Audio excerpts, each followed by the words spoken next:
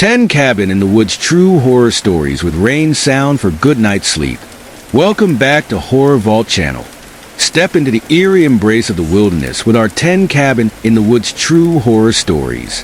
This spine-chilling yet oddly soothing video combines 10 real-life tales of terror occurred in secluded cabins with the calming patter of rain, creating a unique atmosphere perfect for horror enthusiasts seeking relaxation or a good night's sleep.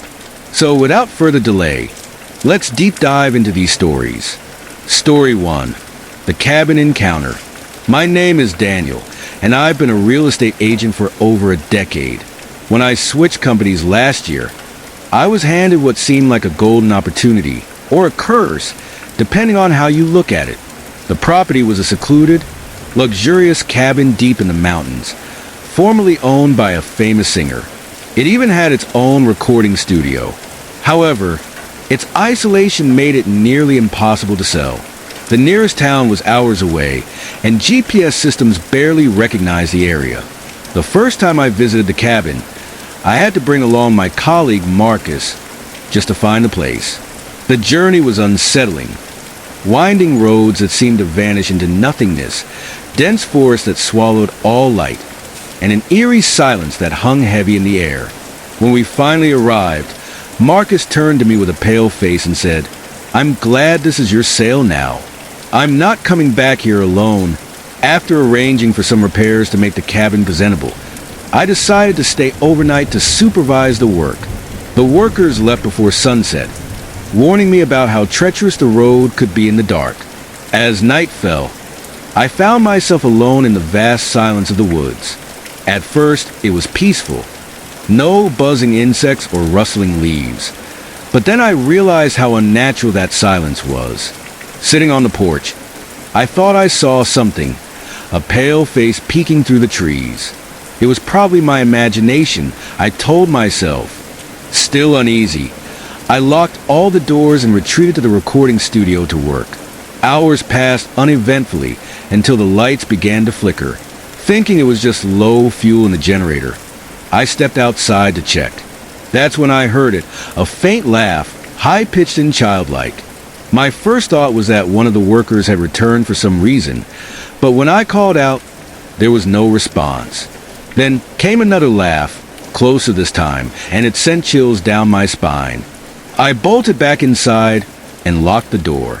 For hours, I sat in silence until exhaustion overcame me. Just as I began to drift off, my car alarm blared outside. Peering through the window, I saw her, a woman with long hair and legs that bent backward like an animal's. She stood motionless for a moment before darting into the woods. The next day, workers returned with reinforcements from a nearby village. When they noticed my sleepless eyes and trembling hands, they asked what had happened. Reluctantly, I told them about the woman I'd seen. Their faces darkened as they exchanged glances. One of them said quietly, "You saw her. She's part of an old legend around here, a spirit or demon tied to these woods." They refused to elaborate further, but warned me not to stay there alone again. A week later, my boss asked me to show the cabin to potential buyers. This time, he insisted that his son Aaron accompany me for experience. Aaron was young and skeptical of my unease about the property. As we drove up the mountain road under gathering storm clouds, Aaron joked about seeing faces in the trees. But when we arrived at the cabin's driveway and stepped out of the car, he froze mid-step. "Do you feel that?" he whispered. I nodded. There was an oppressive presence around us, as if we were being watched by unseen eyes. We entered cautiously and found nothing amiss at first glance. But as night fell and rain began to pour outside, strange noises started again. Footsteps on gravel when no one was there, faint whispers carried by the wind. Later that night, 2 buyers arrived, a stern man named Mr. Carter and his assistant Emily. They inspected the property quickly, but seemed more interested in exploring the surrounding woods than the cabin itself. At one point, Emily asked me where the septic tank was located, a bizarre request given her supposed purpose there. As they wandered into the forest with flashlights in hand, Aaron pointed toward a distant tree line where he swore he saw movement. figures weaving between trunks like shadows come alive. When Carter and Emily returned an hour later, they looked shaken but refused to explain why. Before leaving abruptly, Carter muttered under his breath, "Don't stay here tonight." A descent into terror, despite their warning, and against every instinct screaming at me to leave. I stayed with Aaron that night because we had another showing scheduled for morning. Around midnight came a knock at the door. Not loud, but deliberate enough to send both of us scrambling for cover. Peeking through a crack in the curtains revealed several figures standing motionless outside. Men and women dressed in tattered clothes with blank expressions on their faces. Aaron panicked and hid under a bed while I grabbed my father's hunting knife for protection. But before I could act further, one of them moved closer, revealing his face adorned with a crown of thorns dripping blood. Then came her again, the woman with backward legs, staring through a window with an unhinged grin that stretched impossibly wide. By dawn's first light came salvation. Villagers arrived unexpectedly after noticing unusual activity near our location overnight. They claimed they'd seen convoys of black SUVs heading toward this area recently, a rare occurrence linked only to secretive rituals rumored among locals. Gathering our courage and what little sanity remained, Aaron and I fled down treacherous roads behind our rescuers' vehicles until we reached safety back in town. Weeks later came news that someone had purchased the cabin anonymously. No questions asked about its history or location near what locals whispered was the gate to hell. To this day, I wonder if those buyers knew more than they let on, or if they were part of something far darker than any legend could explain. I'll never forget those nights in that cursed cabin or shake off its lingering shadow over my life. Story 2. The Watchers in the Woods. My name is Ethan, and what I'm about to share is an experience that changed my life forever. It happened in the summer of 2010, during a family trip meant to celebrate my sister Rachel's graduation. What started as a weekend getaway to a remote cabin in the Sierra Gorda Mountains turned into a nightmare that still haunts us to this day. If you've ever felt like you were being watched, truly watched, then you might understand the terror we endured. Rachel had always loved nature, so when she suggested spending a weekend in the mountains, we all agreed. The drive to the cabin was long and winding, taking us deep into an isolated forest. The air was crisp, and the rain had been falling steadily since we left the main road. When we finally arrived at the rental office, it was eerily quiet. The only person we saw was a man at the reception desk who handed us the keys with little more than a nod. The cabin itself was beautiful, rustic but cozy, surrounded by towering trees that seemed to stretch endlessly into the sky. At first, it felt like we'd found paradise. My mom started preparing coffee and heating up tamales we'd brought for dinner while I explored the place. That's when I noticed something odd. The bedroom doors had locks on the outside. It struck me as strange, but I brushed it off. Maybe it was just an old design. As night fell, the rain intensified, and the forest seemed to grow darker than any night I'd ever experienced. That's when things began to change. It started with small things. The water on the stove refused to boil, no matter how long it sat over the flame. My sister Rachel joked about it, but there was unease in her voice. Then we noticed movement outside. Figures standing far off in the rain, just beyond the tree line. At first, we thought they might be other guests or locals passing through, but something about them felt wrong. They didn't move like normal people. They stood still for unnaturally long periods, their heads tilted slightly as if observing us. Occasionally, one would shift closer, then stop again. My father dismissed it as our imaginations playing tricks on us in the dim light and rain, but my gut told me otherwise. Then I noticed something even stranger. More people were gathering near a neighboring cabin about 50 meters from ours. It wasn't a large cabin, maybe big enough for 5 people, but I counted at least 20 entering it without luggage or vehicles. They seemed to emerge from the forest itself, one by one. Inside our cabin, the air grew heavy, oppressive, almost suffocating. It felt as though something invisible had entered with us and was watching from every corner. The walls creaked loudly despite there being no wind strong enough to cause it. My skin prickled with an icy sensation that refused to go away. And then came the whispers. Faint at first, like murmurs carried by the rain, but they grew louder until they sounded like chanting. I couldn't make out any words. It was more like a low hum that resonated deep in my chest. My mother clutched her rosary tightly, her lips moving silently in prayer. Even my father, who rarely showed fear, looked pale and unsettled. Outside, those figures were now closer, just steps away from our windows.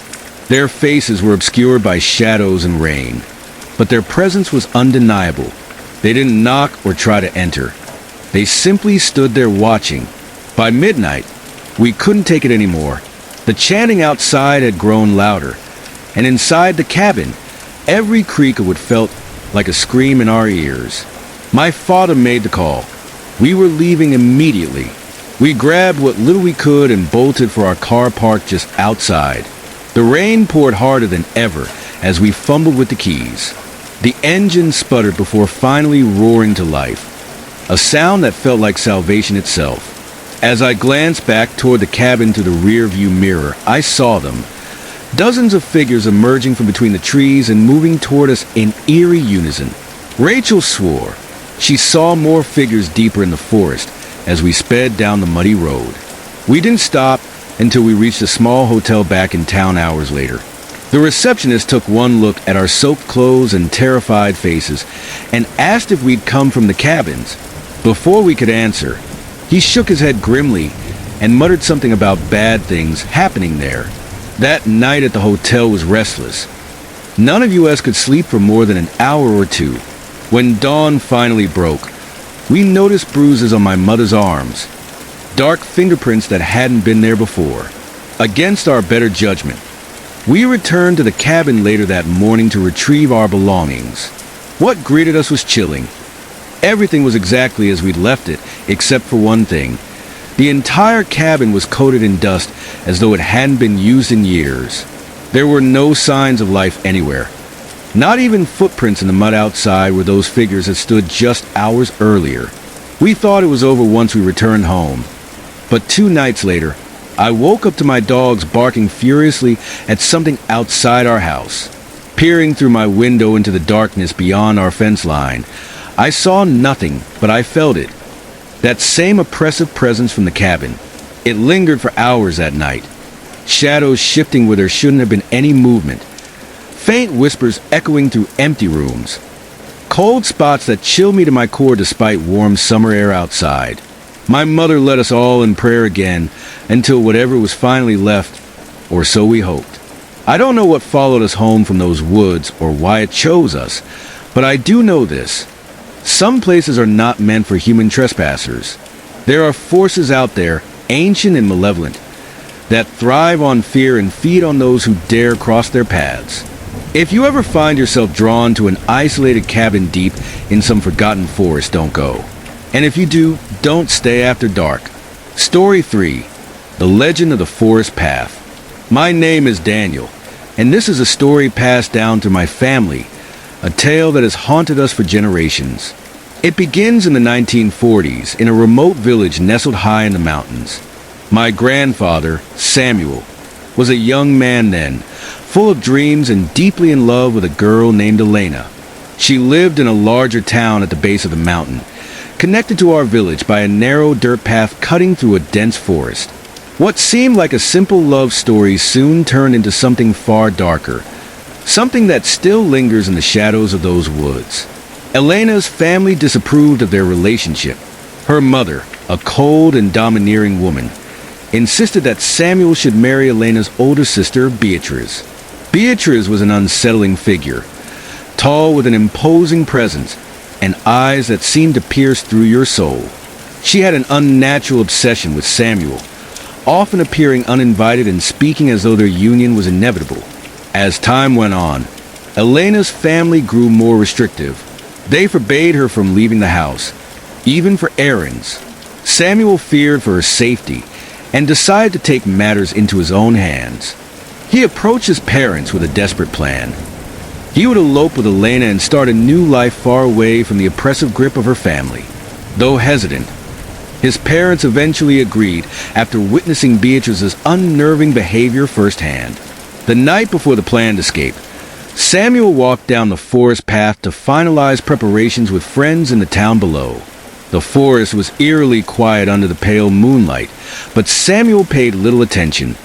His mind was consumed with thoughts of Elena. As he neared an ancient oak tree, something caught his eye.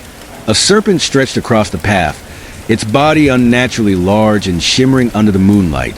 Startled, he stepped off the trail to avoid it, but soon realized he had lost his bearings. The forest seemed alive, shifting around him as if trying to trap him within its depths. Using the stars as his guide, Samuel managed to find his way back to the path, but not before hearing footsteps behind him. Turning around, he saw nothing but shadows. Further down the trail, near another massive oak tree, he encountered something even more terrifying. An enormous boar standing upright on its hind legs like a man. Its eyes glowed with malice as it let out a guttural snarl. Samuel ran blindly into the woods, branches clawing at his skin as he fled. It took him nearly half an hour to find his way back to the path. As Samuel approached the third oak tree, the oldest and largest in the forest, he froze in terror. Standing beneath its gnarled branches were two figures dressed in white, Elena's mother and Beatrice. Their faces were pale and expressionless, their eyes fixed on him as though they had been waiting all night. Samuel crouched low among the underbrush, holding his breath as he tried to move silently past them. When he was far enough away, he broke into a sprint toward town, but soon heard galloping hooves behind him. A neighbor riding horseback appeared out of nowhere and urged Samuel to climb on. "They're following you," the man said grimly as they rode toward safety. At the edge of town, they saw them again. Elena's mother and Beatrice, standing at the entrance like sentinels with their arms outstretched. The rider fired his revolver into the air to alert the villagers. Men armed with torches and weapons emerged from their homes, causing the two women to retreat into the forest like wild animals. Samuel postponed his plans to elope, but eventually succeeded in taking Elena away after she turned 18. They moved far from the village and started a family. Years later, after Elena's mother passed away and Beatrice disappeared into the forest, never to be seen again, they returned briefly to visit their hometown. Even now, those three ancient oak trees remain standing along what is now a paved road. Locals call them the Trees of Encounters. Travelers claim that if you stop near them at night and listen closely, you can hear an eerie sound, a rope creaking as if something or someone swings from one of their branches. I've driven past those trees myself late at night. Once, I made the mistake of stopping my car and rolling down my window. The sound I heard still chills me to this day, a faint whisper carried by the wind, a voice calling my grandfather's name. This story is more than just a family legend. It's a reminder that some places carry memories too dark to fade away completely. The forest path may now be paved over, but its secrets remain buried in its roots and shadows. If you ever find yourself driving through those woods late at night, don't stop. Don't listen too closely. And whatever you do, don't look back. Story 4. The Cabin Horror. My name is Daniel Harper. I've been a real estate agent for over a decade, and I've seen my fair share of eccentric properties. Mansions with secret tunnels, apartments with bizarre histories, even a house built entirely underground. But nothing could have prepared me for the cabin in the woods. It was supposed to be just another listing. A luxurious, secluded retreat once owned by a famous singer. Remote, yes, but perfect for the right buyer. Someone wealthy and desperate for privacy. The commission would have been life-changing. But what I experienced there has haunted me ever since. The property was nestled deep within a dense forest, miles from civilization. Even with GPS, finding it was an ordeal. The road leading to it was barely more than a dirt path, winding through trees that seemed to close in on you the farther you went. When I first visited with a colleague, We both felt an inexplicable unease. The silence was oppressive. No birds, no insects, just an unnatural stillness. My colleague joked about how glad he was that I had been assigned this listing. "Better you than me," he said with a nervous laugh. At the time, I thought he was just being dramatic. After inspecting the property and noting some minor repairs needed, I decided to stay overnight to oversee the renovations. It seemed practical. Why make the grueling trip twice? The workers finished most of their tasks by dusk and left hurriedly, clearly eager to avoid being there after dark. I laughed it off, thinking they were just superstitious locals. As night fell, I settled into the cabin's cozy living room with my laptop. The solitude was almost peaceful at first, but then I noticed something strange. There were no sounds outside, no chirping crickets, no rustling leaves. Just an eerie silence that seemed to press against the walls of the cabin.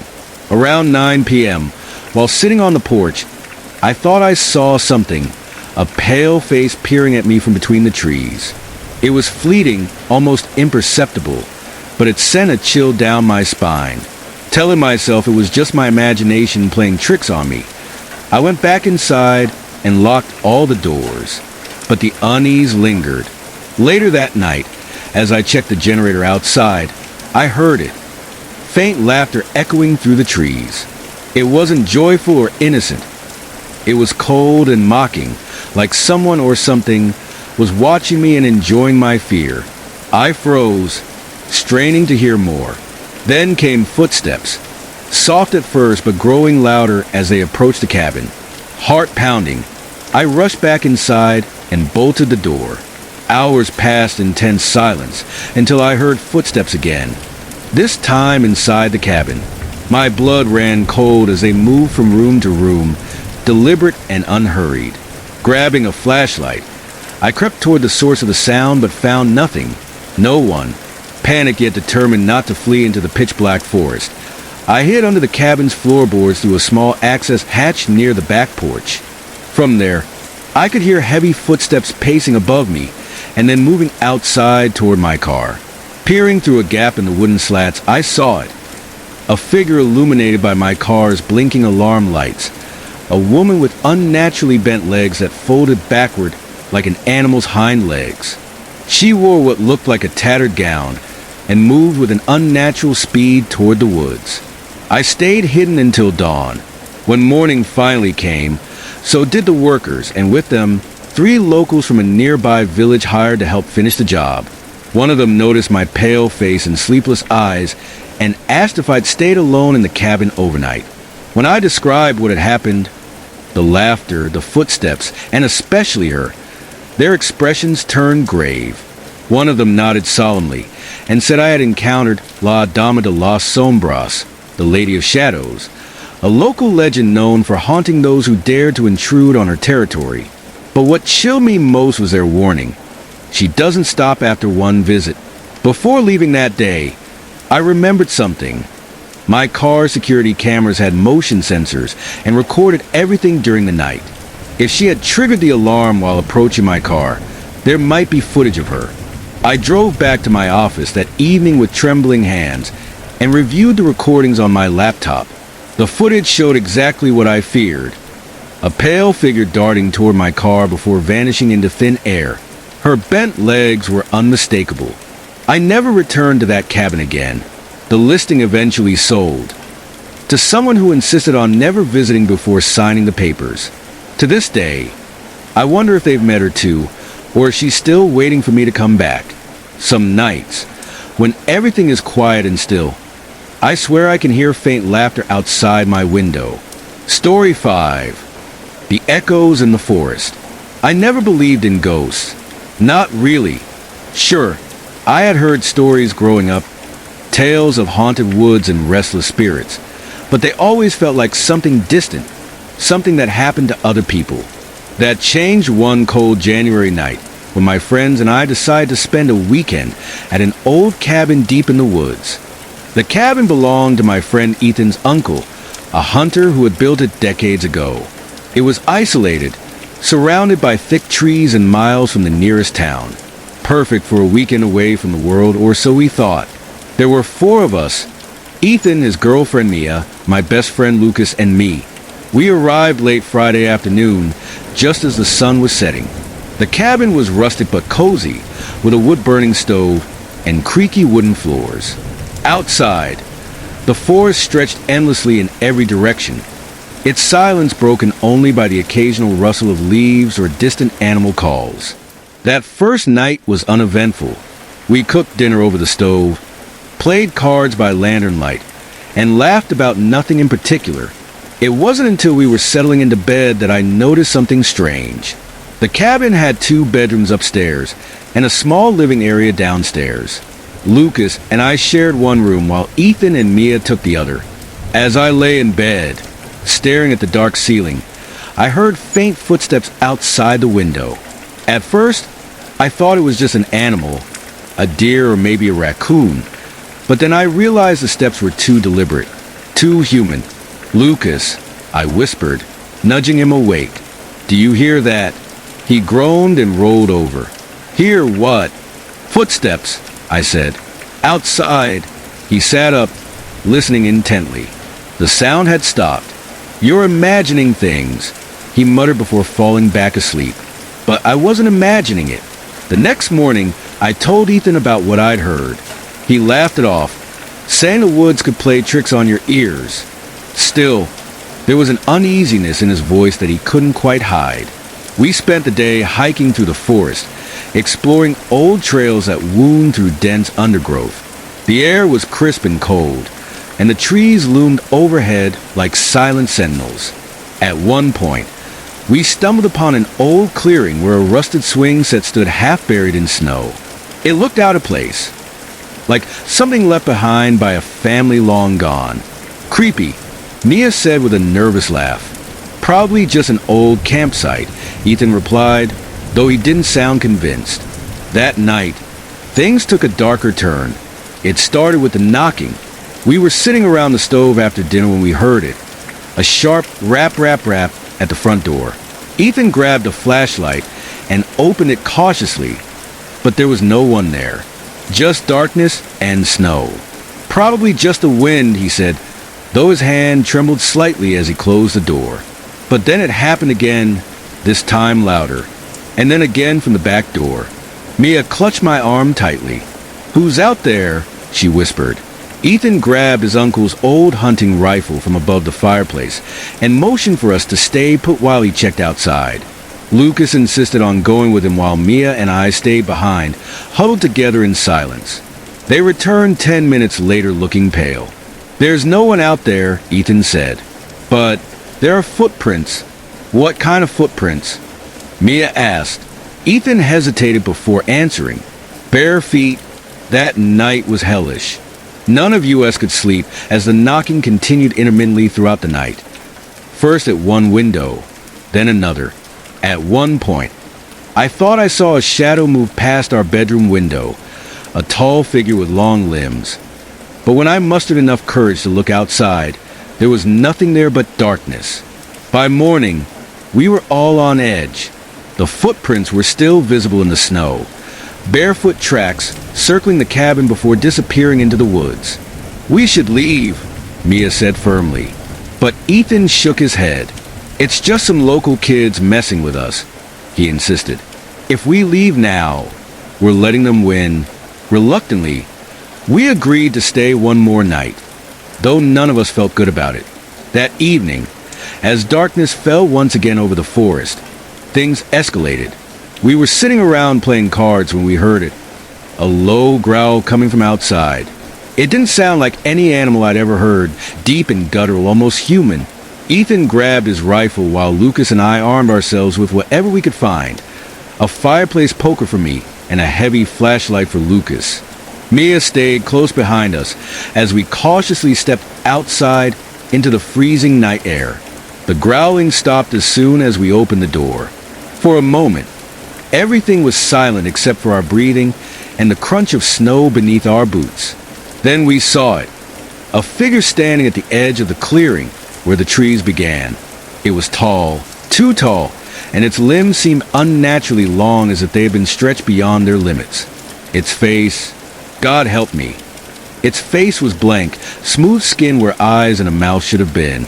We froze in terror as it began to move toward us, not walking but gliding silently over the snow like some nightmare specter. Inside, Ethan shouted, raising his rifle. We bolted back into the cabin and slammed the door shut, just as Ethan fired a shot into the darkness. The thing let out an unearthly scream that sent chills down my spine, a sound so unnatural it made my ears ache. And then everything went quiet again. We didn't sleep that night, not really. We sat huddled together in silence until dawn broke over the horizon and bathed everything in pale light. When we finally stepped outside to leave for good, there were no footprints in sight. No sign that anything had ever been there at all. To this day, I don't know what we saw that night in those woods, or if it was even real, but I'll never forget its face or lack thereof. Some things are better left unexplored, especially in places where silence reigns supreme and shadows seem to have lives of their own. Story 6. The Neighbor's Secret. My name is Thomas, and for most of my childhood, I lived in a small, sleepy mountain town in Colorado. It was the kind of place where everyone knew each other, where the biggest excitement was the annual summer fair, and where people left their doors unlocked at night. My parents, Susan and Robert, were hard-working and kind-hearted folks who had moved to the town to escape the chaos of city life. They wanted a quiet place to raise me, and for a while, it was perfect. But then we got a new neighbor. His name was Mr. Grayson. He moved into the house next door when I was about 12 years old. At first, he seemed like any other middle-aged man, quiet, polite, and mostly kept to himself. He didn't socialize much with the other neighbors, but no one thought much of it. After all, some people just prefer their privacy. It wasn't until he started building the cabin in his backyard that things began to feel off. The construction began one summer morning. My father and I were having breakfast when we heard the sound of hammering coming from next door. Curious, we stepped outside to see Mr. Grayson hauling wood and tools into his backyard. He waved at us with a friendly smile. Building something for storage. He explained when my dad asked him about it. At first, it seemed normal enough, just a small wooden structure tucked into the corner of his property. But as the days turned into weeks, the construction dragged on far longer than anyone expected. The noises grew louder and stranger, hammering late at night, the high-pitched whine of power tools in the early hours of the morning. My dad tried to reason with him a couple of times, asking if he could keep the noise down during sleeping hours, but Mr. Grayson always brushed him off with vague apologies. One afternoon, as I played catch with my dog in our yard, I noticed Mr. Grayson struggling to carry a heavy box toward his cabin. The box slipped from his hands and hit the ground with a loud thud, spilling its contents across the grass. There were chains, thick ones, and shackles that gleamed in the sunlight like something out of an old dungeon movie. There were also leather straps with metal studs and other strange objects I couldn't identify. Mr. Grayson scrambled to gather everything up quickly, glancing around nervously as he did so. For a moment, his eyes met mine through the fence that separated our yards. His expression was hard to read, somewhere between anger and fear, but it sent a chill down my spine. I told my dad about what I'd seen later that evening. He didn't say much at first, but spent most of dinner staring out the window toward Mr. Grayson's house. The next morning, my dad started keeping a closer eye on our neighbor. Over the following weeks, he noticed more strange deliveries being carried into the cabin. Large wooden crates, heavy-duty locks, even what looked like soundproofing materials. The noises continued late into the night, hammering, drilling, sawing. And sometimes there were other sounds too, muffled cries or screams that were quickly silenced. One night around 3 a.m., my dad woke up to another loud noise coming from Mr. Grayson's yard. A piercing scream followed by what sounded like frantic banging on metal. This time he didn't hesitate. He grabbed his flashlight and climbed up onto an old chair by our upstairs window to get a better view. What he saw made him stumble back in shock. Mr. Grayson was standing outside his cabin wearing blood-stained clothes and holding what looked like a long metal spike in one hand. There was something on the ground near his feet, a crumpled blue dress soaked in red stains. My dad didn't wait another second. He called 911 immediately. The police arrived within 20 minutes. 3 patrol cars with flashing lights that lit up our quiet street like fireworks on the 4th of July. They stormed into Mr. Grayson's house first, before moving to his backyard cabin. What they found inside still haunts me to this day. The cabin wasn't just a storage shed. It was a torture chamber. There were chains bolted to the walls and ceiling, hooks hanging from beams above, and tables covered in dark stains that no one wanted to think too hard about. In one corner sat an old wooden chair fitted with leather restraints. In another lay tools that looked more suited for medieval torture than modern life. And then there was her. The woman they found strapped to one of those tables under a blood-soaked sheet. She was barely alive when they carried her out on a stretcher. Her face pale as death but still breathing shallowly beneath an oxygen mask. Mr. Grayson was arrested on the spot without resistance. The police later discovered that he had lured her, a local woman who worked as an escort, to his home under false pretenses before drugging her and dragging her into his twisted lair. The news spread through our town like wildfire over the next few days as more details emerged about what had been going on right under our noses all along. How Mr. Grayson had spent months preparing his workshop, how he had meticulously planned every detail of his horrific crime, how close he had come to getting away with it if not for my dad's sleepless vigilance that night. Our family moved away not long after everything happened. We couldn't bear living next door to that house anymore after knowing what had taken place there. But I'll never forget those nights spent listening to those strange noises through my bedroom window or watching shadows move behind curtains drawn tight against prying eyes. Even now, as an adult looking back on those events from years ago, I still wonder how many others like Mr. Grayson might be out there hiding behind friendly smiles and polite waves while harboring unspeakable secrets, just waiting for their chance to surface again someday soon. Story 7. The Unwelcomed Visitor. My name is Claire. I've always been the kind of person who enjoys solitude. Growing up in a small, quiet town nestled in the mountains of Vermont, I learned to appreciate the peace that came with isolation. My parents' house, where I spent most of my childhood, sat at the end of a long dirt road surrounded by dense woods. It was the kind of place where you could go days without seeing another human being if you wanted to. I was 21 when this happened. It was early spring, and I had come home from college for a long weekend. My parents were away visiting my brother in another state, and I had the house to myself. It seemed like the perfect opportunity to relax, maybe catch up on some reading or binge watch old movies. The first night alone was uneventful. I spent most of it curled up on the couch with a blanket and a glass of wine, watching reruns of my favorite shows. By the time I went to bed, I was feeling more at ease than I had in weeks. The second night was when things started to get strange. It was around midnight when I heard it. A faint tapping sound coming from the kitchen window. At first, I thought it might be a branch brushing against the glass in the wind. But when I got up to check, there was no wind and no branch. The tapping stopped as soon as I entered the kitchen. The room was dark except for the soft glow of the moonlight filtering through the window. Everything seemed normal until I noticed it. There was a note taped to the outside of the glass. I froze. My heart started pounding as I stared at it, trying to make sense of what I was seeing. Slowly, I reached for my phone to turn on its flashlight and illuminate the words scrawled across the paper. I was going to leave you a letter, but it seems you're still here. The blood drained from my face. My hands trembled as I backed away from the window, my mind racing with questions. Who had left this note?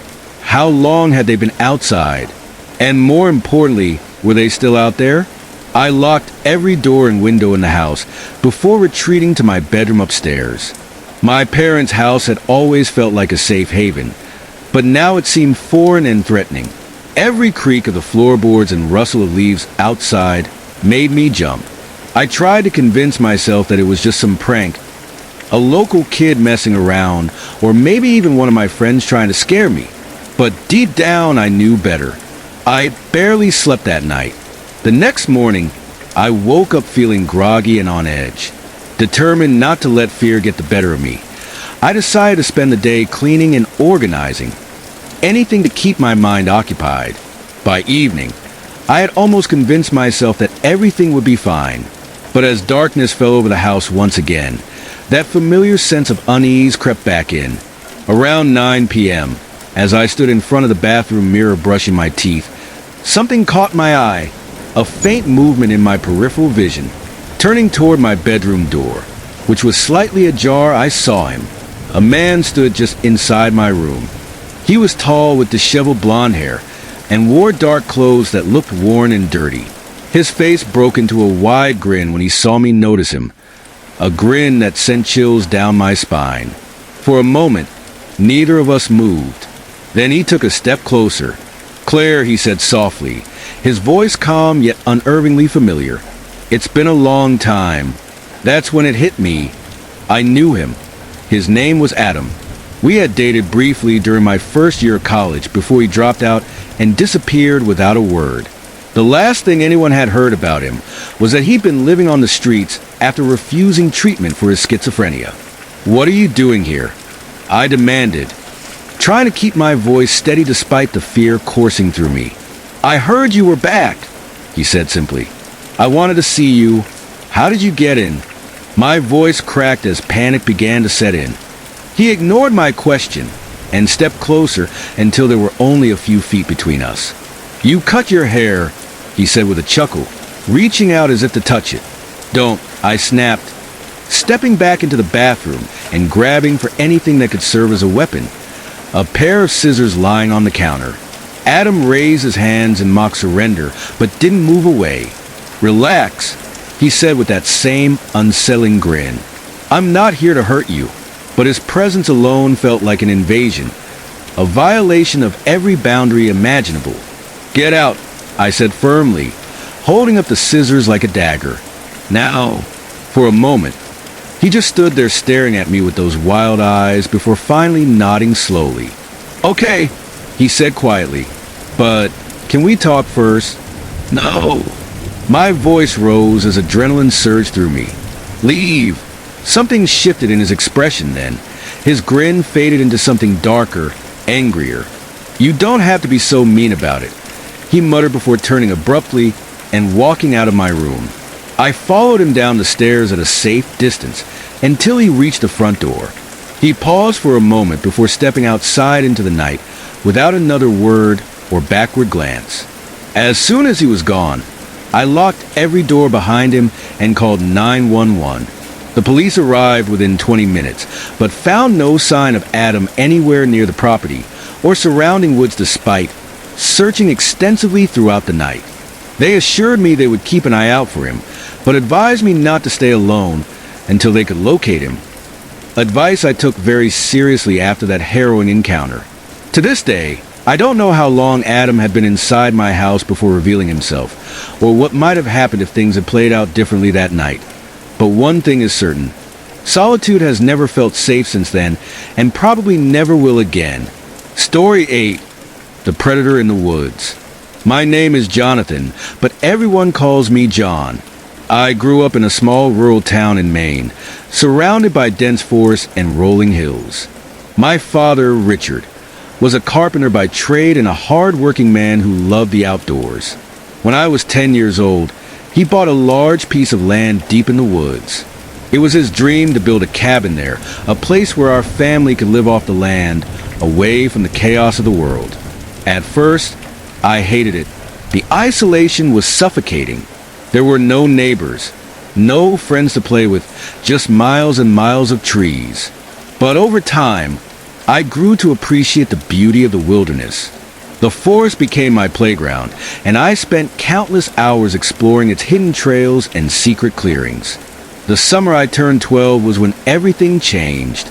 My father had decided to expand our property by building additional corrals for livestock and a larger shed for tools and supplies. This meant clearing a significant portion of the forest near our cabin. It was grueling work, cutting down trees, removing stumps, and hauling away debris. but my father seemed to enjoy every minute of it. One morning, he handed me an axe and told me to gather some logs from deeper in the woods. "Stay close," he said, "and keep your eyes open for wildlife."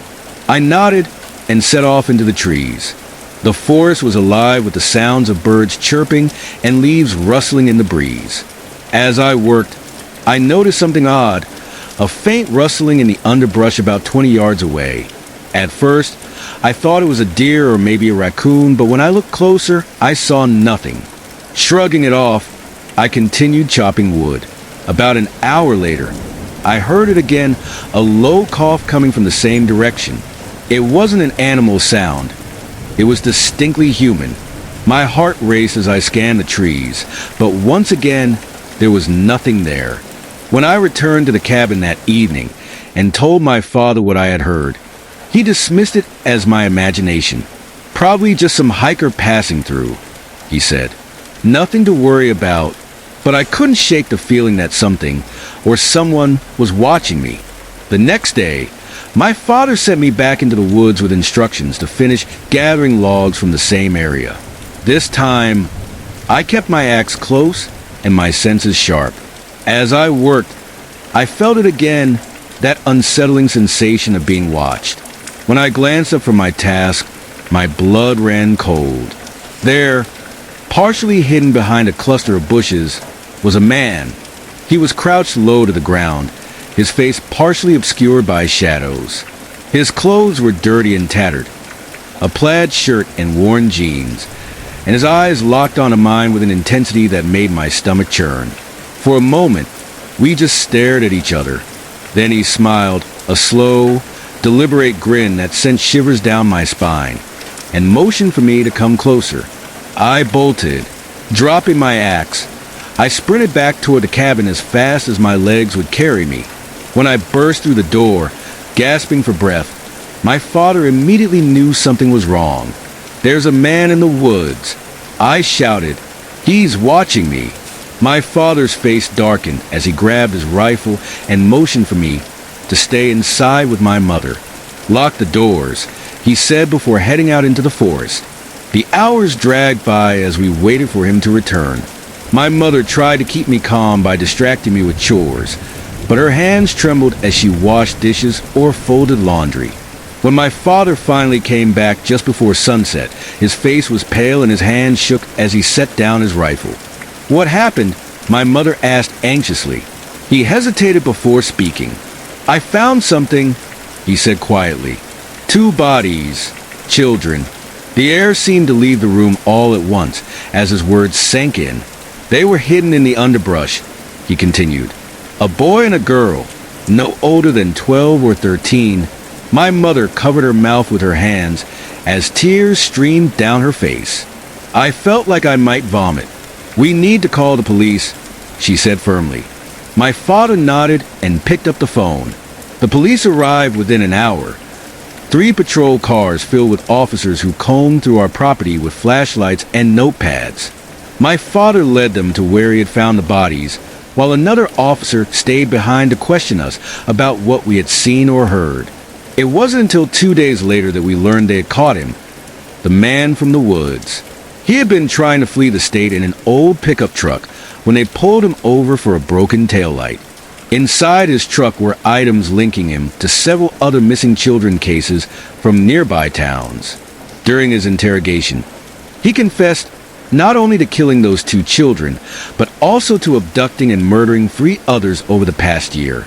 He described how he had lured them into secluded areas before strangling them and hiding their bodies in remote locations like our forest.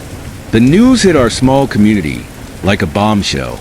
People who had once felt safe letting their kids roam freely now kept them close at all times.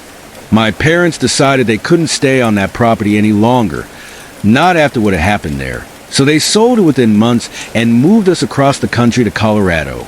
Even now, decades later, I can still see his face when I close my eyes, that twisted smile as he motioned for me to come closer. Sometimes I wonder why he didn't attack me that day in the woods. Why he let me go when he could have easily overpowered me. Maybe it was because of the axe in my hand, or maybe it was something else entirely. Whatever the reason, I'm grateful every day that I made it out alive, but part of me will always wonder how close I came to becoming his next victim. Story 9. The Widow's Protector. My name is Margaret, but most people call me Maggie.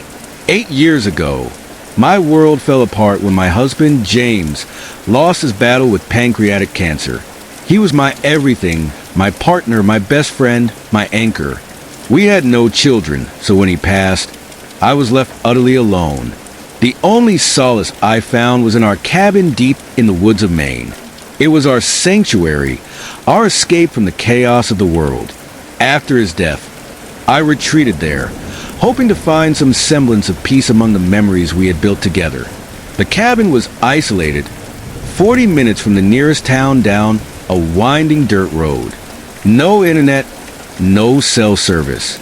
Just me, the trees, and the echoes of a life that once was.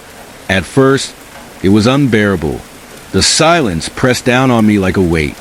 But over time, it became comforting. I told myself that James's spirit lingered there, watching over me. It was a comforting thought, even if it wasn't true. Months passed in solitude. I spent my days reading by the fireplace, tending to the small garden James and I had planted years ago, and taking long walks through the woods. Nights were harder, darker somehow, but I managed. That is until one particular night when everything changed. It started as a typical evening. I had just finished dinner and was curled up on the couch with a book when I heard it. A faint tapping at the front door. My heart skipped a beat. No one ever came out this far unless they were lost or looking for trouble. I set my book down and approached the door cautiously. "Hello," I called out, peering through the peephole. Nothing but darkness greeted me. I told myself it was just the wind or perhaps a branch brushing against the door. But as I turned to walk away, the tapping came again, louder this time. Summoning what little courage I had, I unlocked the door and opened it just a crack. The cold night air rushed in, sending shivers down my spine. But there was no one there. I closed the door quickly and locked it again, trying to shake off the unease that had settled over me. "It's nothing," I whispered to myself. "Just your imagination." But deep down, I knew better. I returned to my book, but I couldn't focus. Every creak of the cabin seemed amplified in the silence. And then came the sound that froze me in place. The unmistakable creak of footsteps on the porch. Someone was out there. I grabbed the fireplace poker and crept toward the window beside the door. Peeking out cautiously, I saw him. A man standing on my porch. He was tall and broad-shouldered with unkempt hair and wild eyes that glinted in the moonlight. He reeked of alcohol even through the glass. Before I could react, he kicked open the door with terrifying force. I screamed as he stormed inside, slamming the door shut behind him. "Who are you? What do you want?" I demanded, brandishing the poker like a weapon.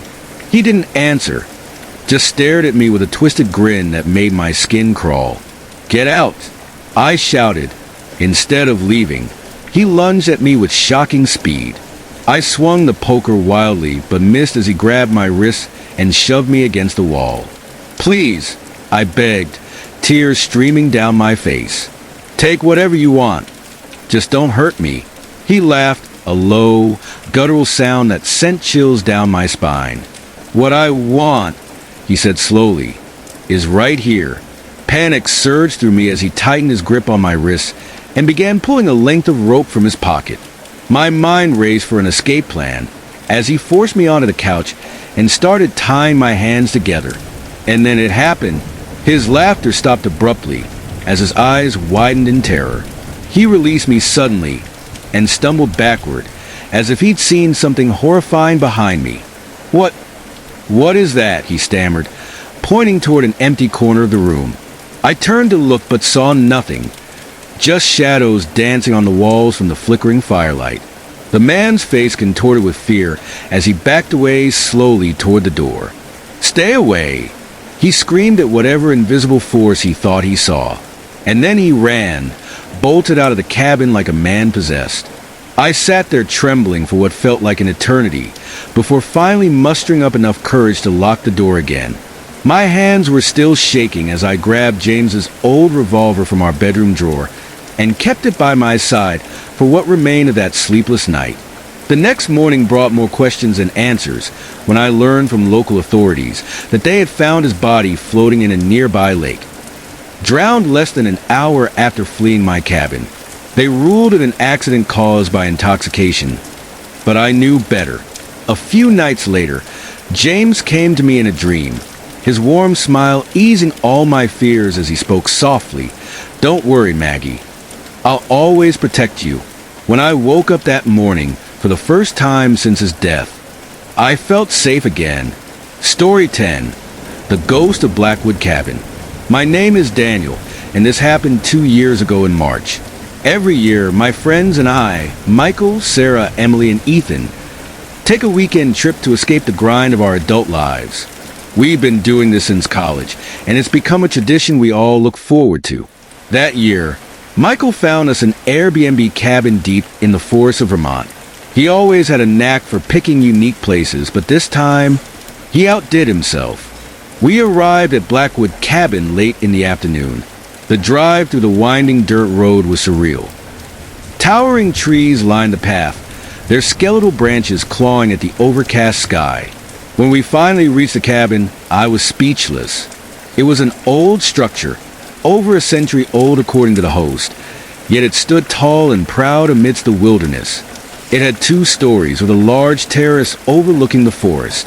The air smelled of pine and damp earth. As we unloaded our bags from the cars, I couldn't shake off a strange feeling. The cabin was beautiful, yes, but there was something about it that felt off. The air seemed heavier around it, as if the forest itself was holding its breath. We brushed off the unease as we settled in. The first odd thing happened while we were unpacking. Doors creaked open and shut on their own. At first, we laughed it off as drafts or loose hinges. After all, it was an old house. But then came the footsteps, soft but deliberate, echoing from upstairs when no one was there. Michael joked that we'd rented a haunted house, but his laughter didn't quite reach his eyes. That night, we gathered on the terrace with beers in hand. The forest was eerily quiet. No crickets chirped, no owls hooted. It felt like nature itself had gone silent to listen to us. As we talked and laughed under the dim light of lanterns, we suddenly heard it. A door slamming shut downstairs. Then another, and another. We froze. What was that? Emily whispered. Probably just the wind, Ethan said, though his voice wavered. But then came the whispers, low and unintelligible, followed by what sounded like footsteps ascending the stairs inside the cabin. My heart pounded as I grabbed a flashlight and stood up. "Let's check it out," I said, trying to sound braver than I felt. Michael joined me, while the others stayed on the terrace. We searched every room, but found nothing out of place. Still unsettled, but unwilling to ruin our getaway, we decided to call it a night. The next morning brought some relief. Sunlight streamed through the windows, chasing away the shadows that had unnerved us the night before. We decided to explore the area and take some photos of the stunning landscape. Before heading out, I snapped a picture of the cabin from outside, a habit of mine to document our trips. As we hiked through the woods and along a nearby stream, Michael wandered off to relieve himself in private. Minutes turned into 25 minutes with no sign of him returning. Concerned, Ethan and I went looking for him. We found Michael lying unconscious on the forest floor. "Michael!" Ethan shouted as we rushed to his side. He stirred awake after some shaking, but looked terrified beyond words. His face was pale. His eyes darted around frantically. "What happened?" I asked. I saw him," Michael stammered. "An old man with white hair and a plaid shirt, holding an axe." Ethan and I exchanged uneasy glances. "He called my name," Michael continued shakily. Then he raised his axe and swung it at my head. "But you're fine," Ethan said gently. "There's not a scratch on you. I swear it happened." Michael insisted, clutching his head as if expecting to find blood there. We chalked it up to dehydration or low blood sugar and gave him some snacks before heading back to the cabin.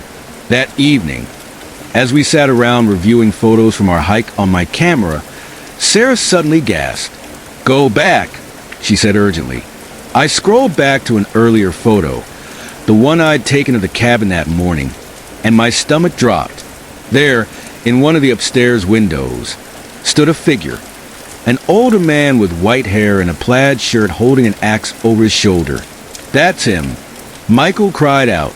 Before any of us could process what we were seeing, a blood-curdling scream erupted from downstairs. We bolted down to find Emily frozen, in place near the kitchen window. "He's outside," she whispered hoarsely. We turned toward the window, and there he was. The man from Michael's description in my photo standing just beyond the glass, staring at us with cold fury in his eyes. Panic set in as he raised his axe high and hurled it directly at us. Or so it seemed.